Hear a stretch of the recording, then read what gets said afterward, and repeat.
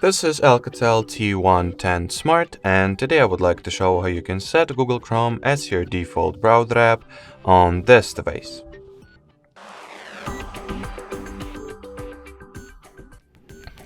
So to start, you will need to launch Settings, then enter the Apps and Notifications category,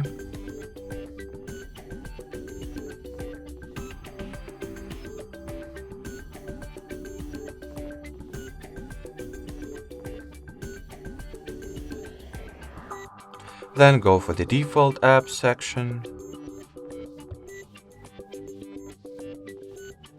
open the Browser app page, and just select Chrome from the list. And well, that'll be it. So thanks for watching, thanks for your attention, and bye bye.